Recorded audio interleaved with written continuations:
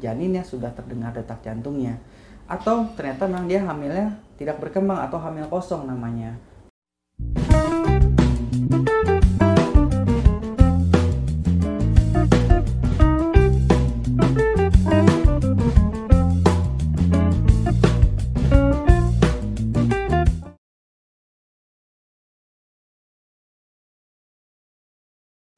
Ya, lalu yang kedua itu untuk tahu hamilnya ini berkembang atau enggak.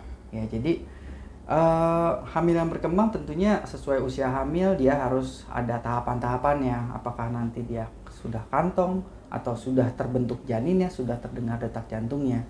Atau ternyata memang dia hamilnya tidak berkembang atau hamil kosong namanya. Ya, jadi ketika di USG kok kantongnya besar tapi nggak ada janinnya begitu. Atau amit-amit hamilnya adalah hamil anggur. Nah, itu yang juga tidak baik. Nah, mungkin berikutnya adalah untuk tahu usia hamil ya. Usia hamil itu terkadang banyak nih yang suka bingung, ibu hamil. Kok usia hamil saya dari ibu bidan segini ya, tapi kok sekarang kok beda jauh. Kenapa? Nah, banyak wanita hamil suka salah usia hamil. Kenapa? Karena dia haidnya tidak teratur atau lupa tanggalnya. Nah, jadi untuk wanita hamil, ibu hamil yang tidak teratur haidnya, lupa tanggal, sebaiknya penting itu untuk USG di trimester 1. Disitulah kita bisa menentukan usia hamil yang real, yang akuratnya itu. Begitu. Dan satu lagi nih, Dok. Jadi di trimester 1 itu kita bisa melakukan screening awal untuk kelainan-kelainan kromosom atau aneuploidi seperti Down syndrome ataupun trisomi 13, 18. Jadi secara ideal di usia hamil kira-kira 12-13 minggu, di situ kita bisa memeriksakan yang namanya itu adalah ketebalan leher belakang si janin atau NT, nuclear translucency.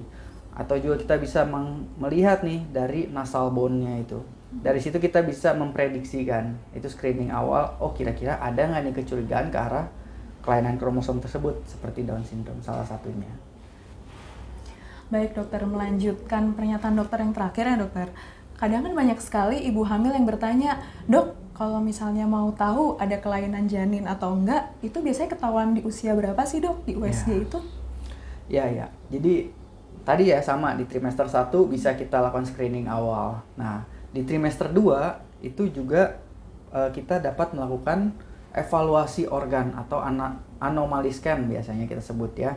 Memang secara ideal baiknya dilakukan oleh konsultan fetomaternal, ya SPOG fetomaternal, USG fetomaternal. Cuma ya kita sebagai dokter obgyn umum juga diharapkan bisalah mengevaluasi nih kelainan-kelainan apa yang ada pada si janin tersebut. Umumnya dilakukan di usia di 18 sampai 24 minggu lah maksimal. Kenapa di usia itu? Karena di usia itu janin itu sudah matang dia, udah organ-organnya sudah terbentuk dan terlihat jelas. Kalau kurang dari 18 minggu, biasanya janinnya terlalu kecil.